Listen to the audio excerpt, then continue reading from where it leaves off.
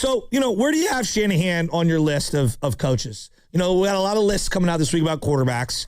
And I think most people have Andy Reid above Kyle. And that's 100%. There's like nobody who could have Kyle right now above Andy Reid. Kyle's 0-5 and has lost 2 Super Bowls to him.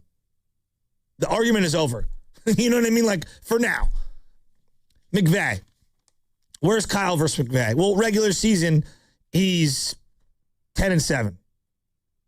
But I don't really care about the regular season when there's a NFC Championship matchup that McVay won en route to winning his lone Super Bowl. So you could tell me Kyle is 11-6 or whatever it is against Sean McVay in the regular season. The one loss that McVay has to him, or that he has to McVay, is the one that counts. McVay's missed the playoffs twice. They both started the same year. He's 10-5 in the playoffs overall. One of those wins being against Shanahan. Shanahan has missed the playoffs 2017, 2018, 2020, and 2024. So 4 times. But he's 9-5 in the playoffs. Lost 2 Super Bowls. McVay 1-1 in the Super Bowls. That big one is that's the difference. Most people are going to take McVay over Shanahan. It's a dumb question, but I'm not picking any coach over Kyle Shanahan in the world if I'm in the first round of the NFL playoffs. Oh, I like that. Unless I'm facing McVay. Yeah, if I'm in the wild card, I'm not taking anyone over Kyle Shanahan. Well, let's get into that. So, like, Nick Sirianni has a Super Bowl win. Do you know what the record is between the two of them? Head to head. Is it we're 2-1? 3-1. 3-1. Shanahan's 3-1 over Sirianni. What's the lone loss? The game Brock Purdy got hurt. Right. NFC Championship game against the Eagles. This recent one, how can anyone make an argument against Shanahan versus Sirianni? He thoroughly outcoached Sirianni in that game. Wasn't close. And they were superior in a lot of positions, frankly. I mean, their team was ridiculous on paper.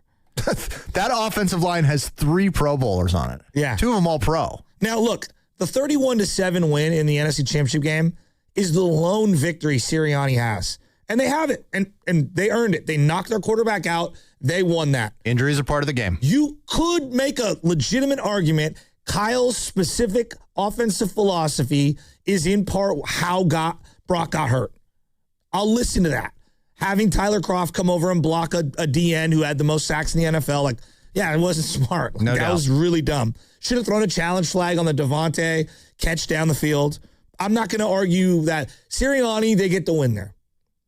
Remember what happened a year later? Debo and Kyle and Brock went into Philly and ended their year. They were 10-1 at that point. In the rain, in the link, and the Niners ended their season. Debo went bye-bye. It's one of the proudest moments you could have as a Niners fan, honestly. Season, one of the great regular season wins of all time. In the regular season, you're right. One of the great regular season wins of all time. And then the other win in the regular season was that game where Jimmy was god-awful for the first, 2-3 quarters, and they ended up winning 17-11.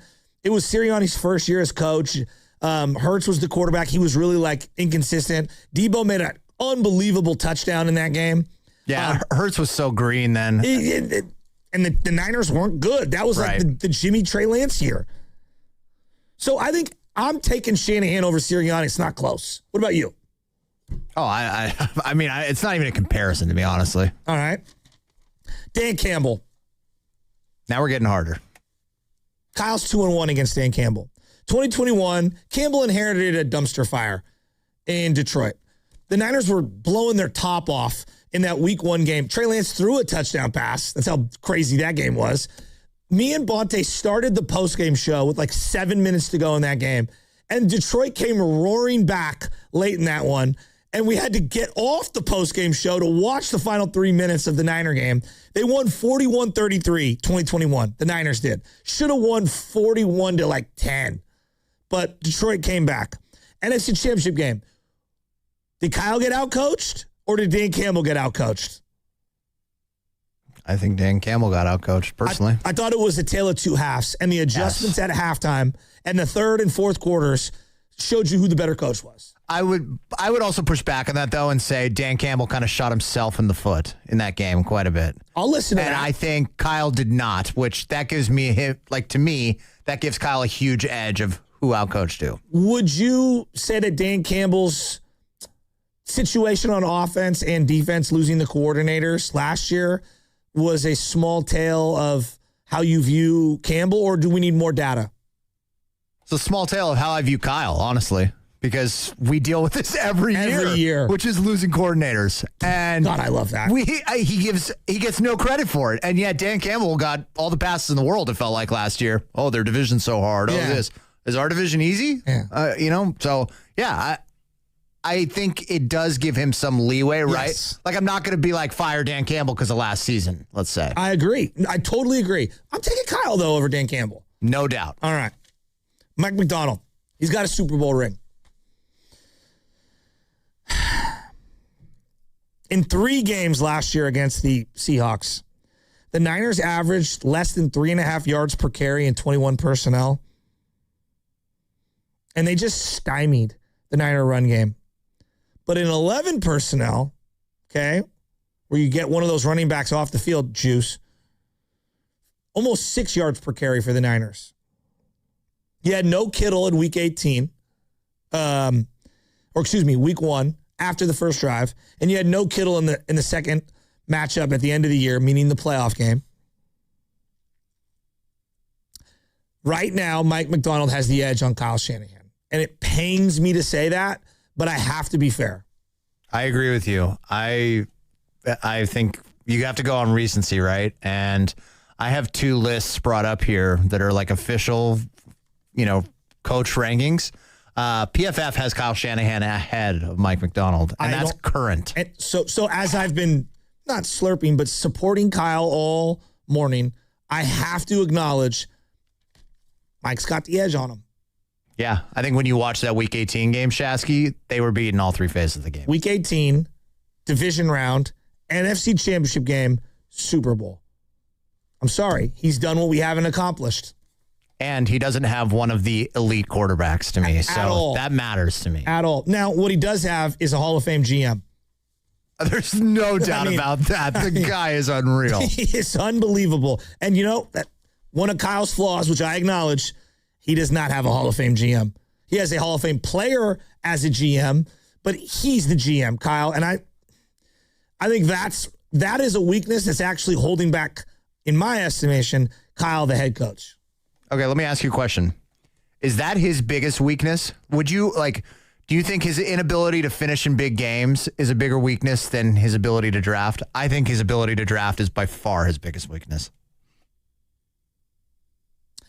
It's undeniable since the Trey Lance trade and draft, they've been not even close to as good with draft picks. So, yes, I would agree with that. That being said, he also has flaws, specific stubbornness, whether it's play designs, fourth quarter time management, when and where to go for it, I think is very underrated. Part of the loss to Sean McVay went gunslinger in that fourth quarter. Now, they had Stafford, but he went gunslinger. The Niners punted the ball.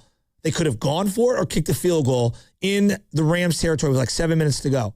And he punted the ball, and I said, you cannot give them the ball right here. You have to go for it here. And he had went for it the week before in Green Bay. I know what you're talking about, actually, but I have to say, as one of my gripes for Kyle, his ability to make the decision of whether to go for it or kick a field goal or punt, I think he does a really good job of. I'm isolating one. It's probably not fair. I'm isolating one. Again, I said to you the week before, he went for it. It was that Trent play where Debo ran the ball, and it ended up working out for them. I think he has the perfect level of aggression when it comes to those situations. Is any Niner fan taking LaFleur over Shanahan? Shanahan has undressed LaFleur. That's a joke, honestly. He's undressed him. That's embarrassing even bringing it up. Okay. How about Sean Payton? You taking Sean Payton over Kyle Shanahan?